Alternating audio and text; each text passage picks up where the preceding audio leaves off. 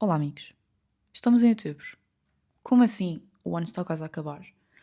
No entanto, o bom do ano estar quase a acabar é que eu já posso fazer as minhas reviews de 5 centavos de setembro. O primeiro filme que eu vi foi Arrival, do Denis Villeneuve, e tenho a dizer que tenho um soft spot pelo sci-fi específico do Villeneuve. Então, este foi mais um e eu amei mesmo muito. Dei 4,5 estrelas com coraçãozinho, porque acho que está muito, muito bem feito. Como assim fizeram um plot sobre aliens que tem tudo a ver com a humanidade e o que é que nos torna humanos. Os aliens têm uma língua super complexa que tem de ser decifrada. Acho que isto retrata as relações de uma forma bastante introspectiva, mas ao mesmo tempo bastante profunda e aborda também um pouco a simplicidade da vida, a beleza dos pequenos momentos e o que é que nos torna humanos. Despe a humanidade ao seu core. Sorry os anglicismos. Também tenho a dizer que este sci-fi é extremamente realístico. Eu totalmente acreditaria que se estes aliens invadissem o nosso planeta era assim que nós íamos reagir. Acho que está, tipo, distópico, feito de uma maneira em que tu sentes que seria exatamente isto que aconteceria. E para mim isso é um bom sci-fi. Passamos para Cidade de Deus, que é um filme brasileiro que saiu em 2003. Este filme deixou-me um bocado sem palavras, demorei um bocadinho a conseguir escrever a review. Porquê? Porque é um filme brutal no sentido da palavra e no sentido de retratar a brutalidade de vida destas pessoas. O filme não para um segundo, as ações estão sempre a acontecer, uma atrás da outra, e isto dá-nos mesmo a sensação de que estamos dentro da favela e passa-nos a sensação de urgência, de não conseguir respirar, no melhor dos sentidos. Para além disso, queria dizer que, da mesma maneira que a ação é extremamente rápida e corrida, que não nos deixa respirar, também somos constantemente introduzidos a novos personagens que são tão facilmente introduzidos como depois são retirados, quer seja porque desaparecem, porque morrem, whatever. E acho que esta introdução e desintrodução tão assim ritmada ao longo do filme dá-nos a sensação, para além de acrescentar ritmo, acrescenta-nos aquela sensação de perda a qualquer momento, do quão grande é a perda nestas favelas, do quão grande é a instabilidade. Posto isto, não sei como é que o personagem principal, isto é um bocado de spoiler, não morre, porque, né? Mas acho que esta intercalação entre novos personagens com a história do personagem principal também está muito bem feita e está muito bem equilibrada. Eles fazem tipo uma simbiose que cria todo um ambiente para a favela através dos olhos um pouco do personagem, mas também de outras perspectivas. Acho que representa muito bem as diferentes valências do mesmo espaço, das mesmas situações. E também tenho a dizer que vi que há uma série na HBO que é tipo uma continuação do filme e que fiquei curiosa para ver. Saber no final do filme que isto é baseado numa história real deixa-me abisbílica. É tudo o que eu tenho a dizer. Dei 4 estrelas de 5. Muito bom. Aviso já que os filmes deste mês foram maioritariamente num saldo muito positivo. Depois passamos para o Jaws, que foi o seu. Não sei se foi 50 anos que fez, desde que foi lançado nos Estados Unidos, e gostei muito. É um filme super fixe, por acaso excedeu bastante as minhas expectativas. Tenho a dizer que tem uma soundtrack mesmo característica, referências futuras que tu sabes que vão ser da pop culture, da cultura dos filmes também. E é muito, muito engraçado olhar para o tubarão, que é tipo um fantoche barra bonequinho. Amei o tubarão no sentido que estava-me a rir bués. É isto. Eu gostei muito. Foi bastante engraçado, embora um bocadinho caricato o tubarão. Mas a gente passou o pano, né? Obviamente. Dei 3,5 de 5. Passamos agora para um filme que foi o live action da Lilo e Stitch, que saiu este ano. Confesso que só vi este filme porque estava a ver com a afilhada da minha mãe e então vi, ainda por cima vi em português, que eu não gosto nada de ver filmes em dobragem, mas tudo bem. É um filme fofinho de crianças. Acho que é um bom live action, I would say. Há uns mesmo maus. Rei Leão, não vou falar, né? Mas não gostei de uma cena que eu já tinha visto na net e que depois se confirma, que é que nos desenhos originais a irmã mais velha não quer ir para os Estados Unidos e aquilo é um pouco pautado sobre uma crítica à colonização feita pelos Estados Unidos e um pouco dos turistas, blá blá blá, que tentam que interferem muito no espaço e na cultura.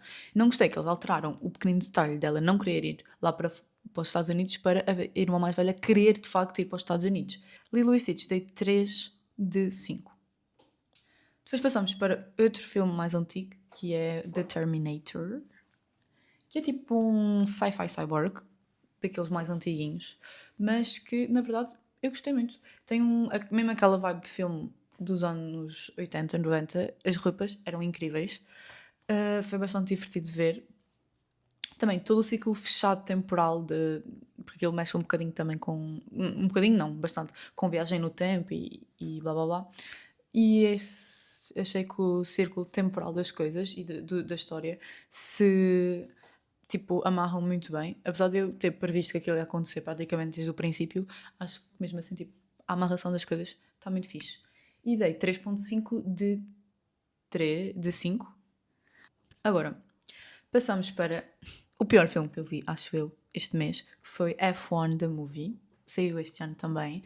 E tenho a dizer que eu vi este filme depois de ter visto a série do Senna. Depois de ver isso, tipo, um dia ou dois depois, ver este filme foi a maior desilusão da minha vida. Para além de ser extremamente desapontante, foi bastante bizarro, porque, quantas vezes é que o gajo consegue bater com o carro e não morrer? Dois, isto aqui é um bocado de spoiler, o outro gajo, o da equipa, tem um acidente em que literalmente o carro vai a voar nos ares, por cima de um muro, e explode e está em chamas. E mesmo assim, ele não só sobrevive, o que já é extremamente irrealista, como ele sobrevive com uma pisadura na mão. Como assim? Como assim? Eu tipo, terminei, né? Para poder fazer review. Mas depois de ele ter batido com o carro, confesso que foi um bocado um frete acabar de ver aquele filme. Dei 2 de 5 e tenho a dizer que isto é mesmo aqueles blockbusters onde tiraram dinheiro para ver o que é que dava e mesmo assim deu porcaria. Passamos depois para um filme do Christopher Nolan que eu vi, que é muito conhecido, mas eu ainda não tinha visto novamente pela minha gap gigante de filmes que toda a gente já viu e eu ainda não, que foi o Inception. Ao princípio eu não sabia muito bem o que dizer, foi bastante complicado. Eu sentia que a minha cabeça estava a explodir, ou quase a explodir, a todo momento e que tinha estado bem concentrada para conseguir tentar perceber as cenas, mas mesmo assim gostei muito. Sinto que é mesmo aqueles filmes que tu consegues ver várias vezes, ou que deves ver várias vezes, e que vais sempre conseguir tirar uma coisa nova, perceber de uma maneira diferente, porque realmente tem muitas, muitas, muitas camadas, né? Todo o filme é sobre isso. E tenho a dizer que o final, tipo o mesmo final, alerta spoiler, tipo quando o peãozinho fica em pé e não cai, acho eu fiquei mesmo tipo, será que eu percebi o filme? E fiquei um bocado a pensar ali uns dias, será que eu percebi o filme, será que não? Depois cheguei a uma conclusão que esse era o objetivo do filme, ou pelo menos foi isso que eu tirei, que era tipo, não perceberes se percebeste ou não, ou se percebeste o que é que era real ou não, porque a verdade é que os personagens também não sabem. Toda a questão do filme é que é uma ideia que é plantada, que é Inception, e que depois tu já não consegues perceber se essa ideia é real ou não. E o personagem principal, que agora estou-me a esquecer do nome, o Jack, planta essa ideia na mulher. Só que depois, quando ele planta essa ideia na mulher, a ideia acaba por ficar plantada nele. E essa ideia é plantada para ti, espectador. Então, tu já não sabes o que é maluquice, o que é bizarrice, o que é verdade. Eu acho que isso é a beleza. E apercebo-me que gostei muito, muito do filme. Dei 4 estrelas de 5. Passamos para um filme que foi a bizarrice total, que foi Dogtooth, de Yorgos Lanthimos. Devem conhecer este realizador porque ele fez Poor Things. Este filme, ele leva mesmo o What the fuck did I just watch a um nível totalmente diferente. Porque quando tu pensavas que não podia ficar mais estranho, fica mais estranho.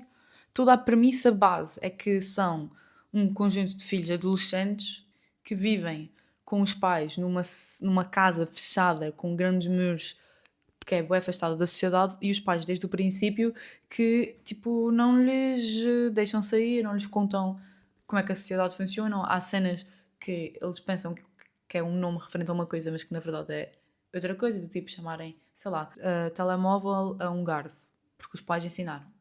Então isso cria para ti uma bizarrice, mas ao mesmo tempo uma grande reflexão sobre a nossa construção e interpretação das coisas à volta e o quão é que isso se altera consoante o contexto das coisas.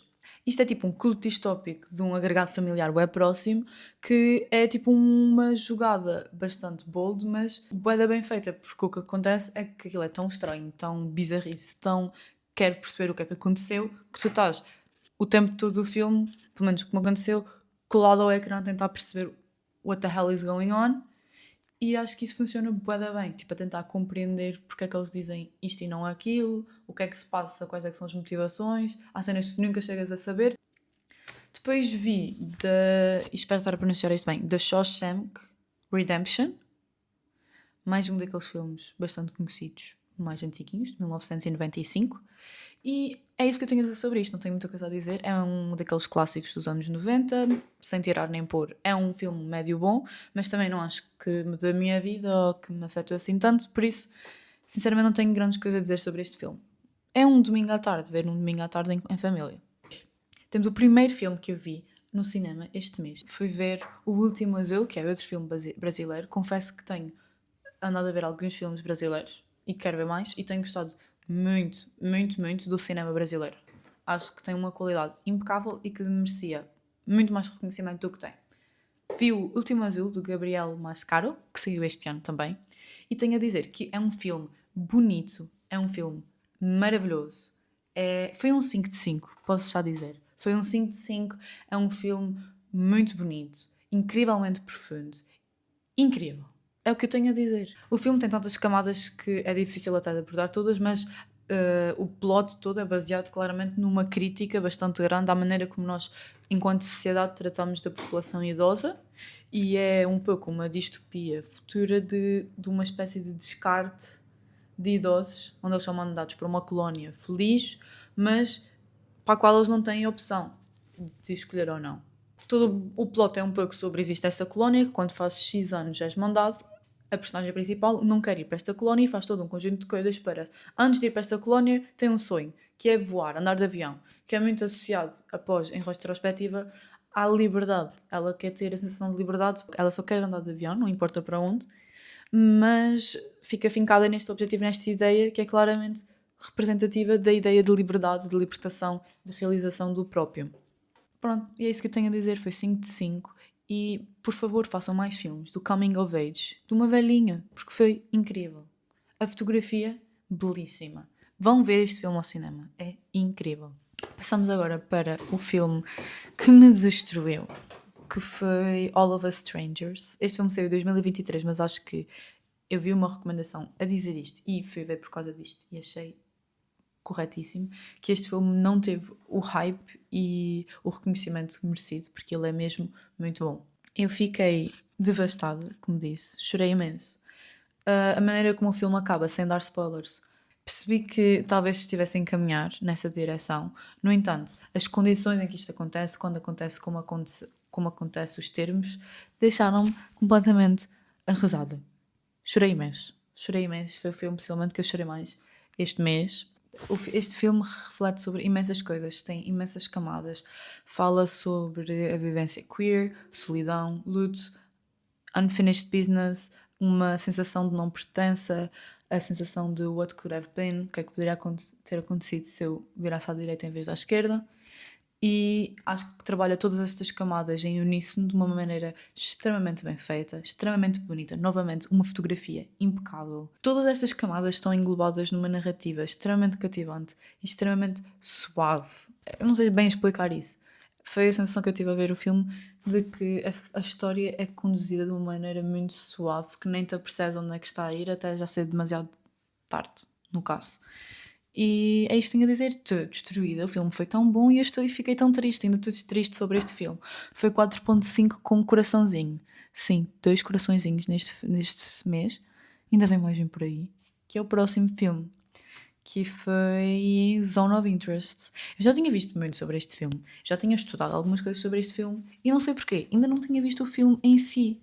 Mas pronto, de facto vi desta vez e tenho a dizer que fiquei mesmo muito, muito bom. Dei 4 estrelas com um coraçãozinho pelos motivos seguintes.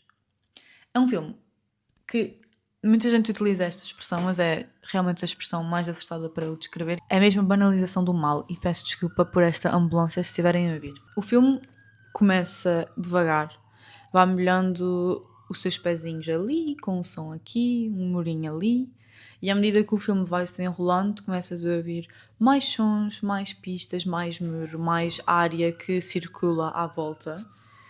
E tu vais-te inteirando.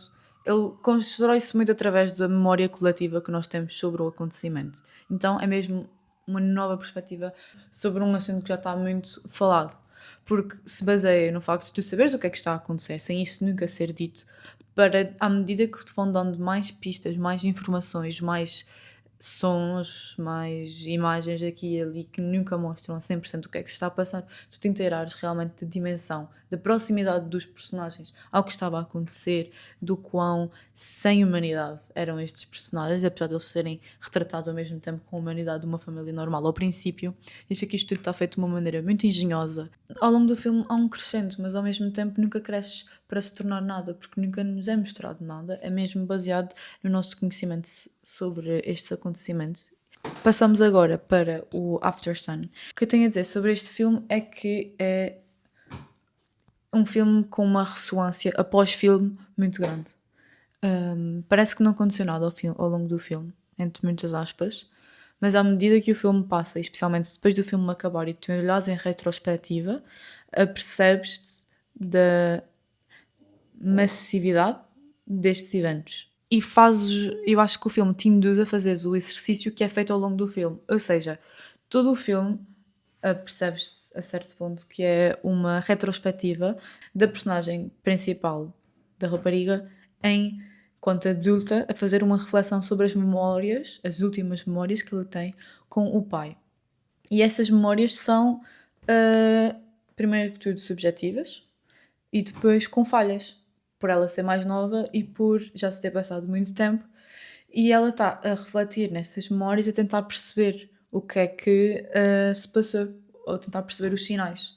Que é o que tu acabas por fazer ao longo do filme e quando o filme acaba. Tu olhas em retrospectiva para o filme, a tentar preencher as lacunas que não estão no filme, porque ela também não as tem, não é? Para tentar perceber quais os sinais. Acho que a atuação do Paul Mescal é incrível. Ele foi feito para fazer o personagem para ser um homem triste nos filmes. Ele faz isso muito bem. A sua atuação é bastante contida porque o próprio pai está a tentar não demonstrar à filha o quão triste, o quão depressivo, a quantidade de depressão que tem sobre si mesmo. Então, os momentos em que nós temos são muito pontuais, onde ele demonstra isso, mas nós conseguimos perceber. É uma grande reflexão muito bem feita sobre memória. Achei o filme muito bom. Dei 4 estrelas de 5. Passamos para o último filme, que eu também fui ver ao cinema, que foi um filme que está com muito hype, que é o One Battle After Another. Este filme tem quase 3 horas e sinto que não poderia ter nada mais, nada menos do que isto. A quantidade de acontecimentos e desenvolvimento dos mesmos requer este tempo e não acho que se sinta de facto o tempo a passar. É muito bom. Eu acho que é uma análise crua da sociedade onde nós vivemos, sem muitas pretensões ou sem aquela hidden agenda. Eu acho que é mesmo uma apresentação, uma exposição da nossa sociedade, com algumas coisas mais caricatas, menos caricatas, mas que nos é apresentado e depois é no sentido de aqui tens, isto é o que nós somos, se quiseres, reflete um pouco sobre isso. E acho que isto está extremamente bem concebido no filme. Para além disso, uma coisa que está ainda mais bem concebida no filme são a representação dos vilões. Eu amei o facto de que, eu já tinha ouvido falar que este cineasta costuma fazer isto nos seus filmes, os vilões não são levados demasiado a sério. São todos muito caricaturas de um vilão, caricatura do mal. São, tipo, demasiado ridículos para lhes darem a importância que eles querem ter.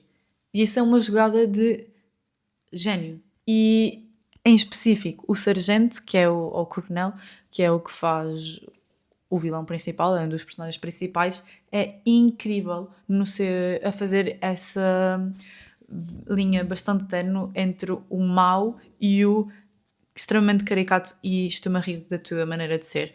Ele tem uma linguagem corporal, um humor corporal extremamente bem concebido. A maneira dele andar, só a maneira dele andar, tipo, já te estás a rir. E não é uma coisa demasiado exagerada, é tipo as nuances e os little tweaks que ele faz ao personagem dão tudo o que precisava dar. Uma das melhores partes deste filme foram, de facto, a maneira como os vilões foram retratados. Acho que está muito, muito bom. Overall, é um filme super, super fixe, extremamente entertaining. Tipo, podem ver a família. Eu acho que vai ser muito difícil de haver uma pessoa que não vai gostar deste filme. É claramente aquele filme que vai agradar à grande maioria, às massas.